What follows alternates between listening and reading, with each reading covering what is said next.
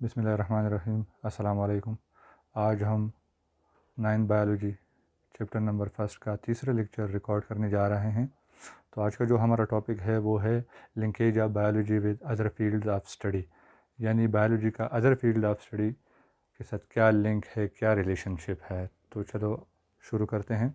Biology जो है वो कोई आइसोलेटेड फील्ड नहीं है, कोई अलग फील्ड नहीं है, वो एक मल्टीडिसिप्लिनरी साइंस है। मल्टीडिसिप्लिनरी साइंस का मतलब है कि बायोलॉजी का रिलेशनशिप है अदर फील्ड्स ऑफ स्टडी के साथ। तो पहला जो है वो है बायोफिज़िक्स। हम देखते हैं बायोलॉजी का फिज़िक्स के साथ क्या रिलेशनशिप है। Biophysics is a combination of biology and physics, the study of biological phenomena by using the principle and laws of physics is called biophysics. क्या मतलब है इस बात का? फिज़िक्स के प्रिंसिपल और लॉस को यूज़ करके बायोलॉजिकल फिनोमिना या प्रोसेस को स्टडी करना बायोफिज़िक्स कहलाता है। इसको एग्ज़ाम्पल से और अच्छी तरह क्लियर करते हैं। एक एग्ज़ाम्पल देते हैं, इनसे आपको और अच्छी तरह सा क्लियर हो जाएगा। There is similarity between the working principle of lever in physics and limb of animal and biology. आप लोगों ने देखा होगा, ये लिवर सिस्टम है, यहाँ पे एक साइड पे लोड रखा हुआ है, ये नीचे जो है वो ये फलक्रम है, यहाँ इस साइड पे फोर्स अप्लाई किया जाता है और लोड को उठा दिया जाता है।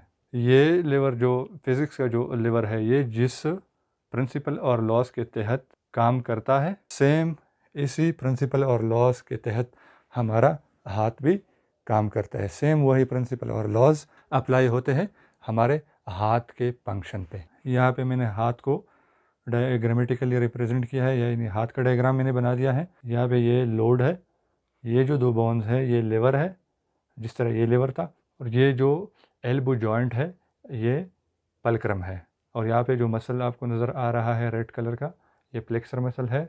यहाँ पे फोर्स अप्लाई किया जाता है, यानी ये मसल जब कंट्रैक्ट हो जाते हैं तो ये जो लिवर है ये वाला ये ऊपर की तरफ चला जाता है, ऊपर की तरफ जाता है और लोड को, वेट को उठा दिया जाता है। तो यहाँ पे इस बात से साबित होता है कि बायोलॉजी और फिज़िक्स का क्या है, रिलेशनशिप है। यानी जो फिज़िक्स के प्रिंसिपल है, लॉज है, वो लिम्ब पर भी यानी हाथ पर भी अप्लाई होते हैं। अब आते हैं बायोकेमिस्ट्री की तरफ। Biochemistry is a combination of biology and chemistry, यानी बायोलॉजी का केमिस्ट्री के साथ क्या रिलेशनशिप है। The study of chemical component and reactions taking place and living organisms called biochemistry. अच्छा, किस चीज़ को हम स्टडी करते हैं बायोकेमिस्ट्री में?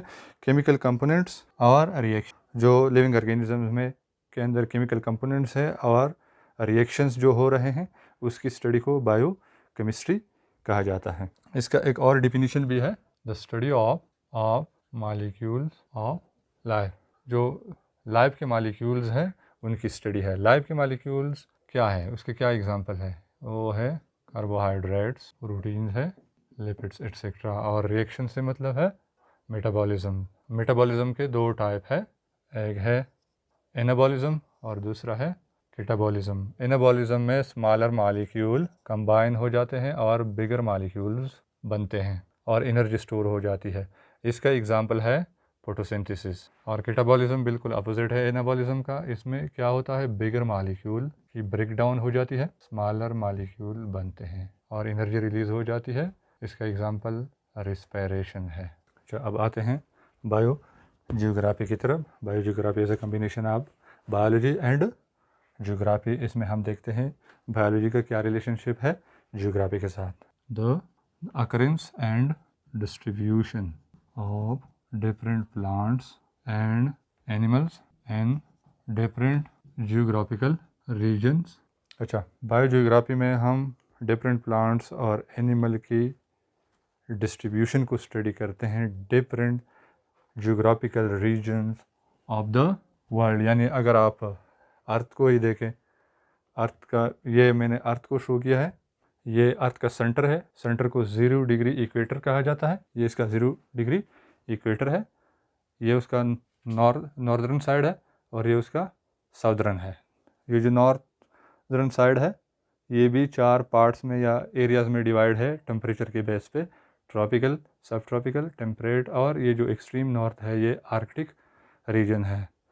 यानी इक्वेटर से जब आप नॉर्थ की तरफ जाते हैं तो टेम्परेचर जो है वो कम हो जाता है। सेम इसी तरह ये साउदर्न पार्ट भी है, ये भी 4 एरियाज़ में डिवाइड किया गया है टेम्परेचर के बेस पे, ट्रॉपिकल, सब ट्रॉपिकल, टेम्परेट और एंटार्कटिक।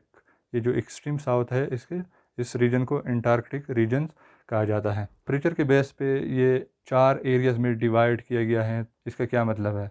मतलब यह है कि यहाँ पे टेम्परेचर भी डिफरेंट है, यहाँ पे ज़्यादा है, फिर यहाँ पे कम, यहाँ पे कम, यहाँ पे बिल्कुल कम। तो बिल्कुल इसी तरह से इस ट्रॉपिकल में डिफरेंट प्लांट होते हैं, सब ट्रॉपिकल में डिफरेंट, टेम्परेट में डिफरेंट और आर्कटिक में डिफरेंट प्लांट होंगे। सेम इसी तरह एनिमल्स भी डिफरेंट होंगे। ये जो डिफरेंट जियोग्राफिकल रीजन्स है, पार्ट्स है इसके अंदर, ये जो डिस्ट्रीब्यूशन है इस डिस्ट्रीब्यूशन की स्टडी को हम बायोजियोग्राफी कहते हैं। यानी बायोजियोग्राफी में हम डिफरेंट प्लांट्स और एनिमल्स की डिस्ट्रीब्यूशन को स्टडी करते हैं। अब बायोजियोग्राफी जो है ये 2 सब ब्रांचेस में डिवाइड है।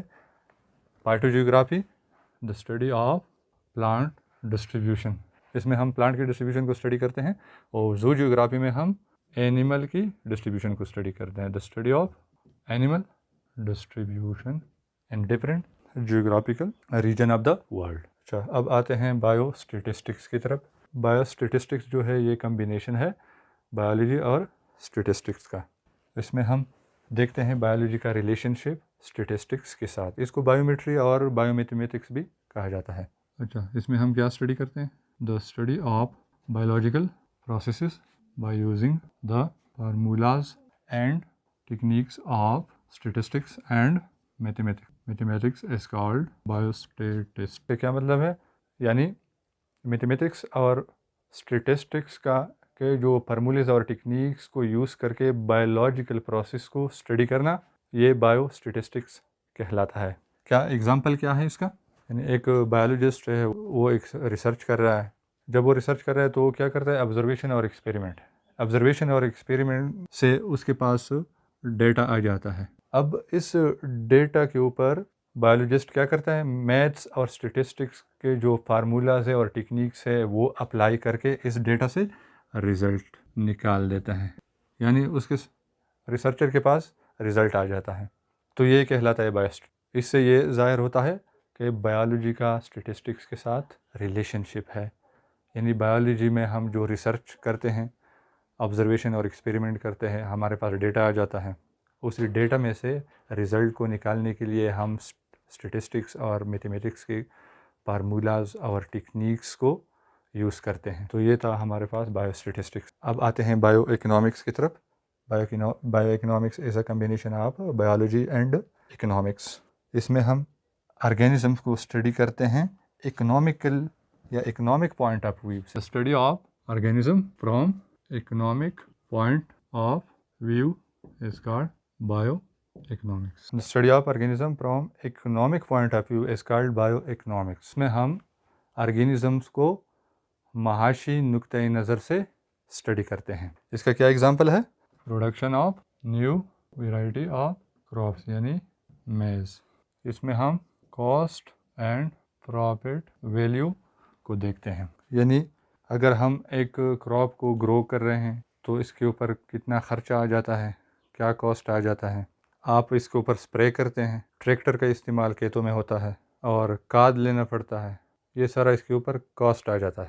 और उसका प्रॉफिट साल के आखिर में जब आप इसको काटते हो आपको प्रॉफिट मिल जाता है। तो बायो इकोनॉमिक्स में बायो इकोनॉमिस्ट क्रॉप्स की कॉस्ट और प्रॉफिट वैल्यू को डील करता है। तो ये था bio economics. Thanks for watching the video. शुक्रिया।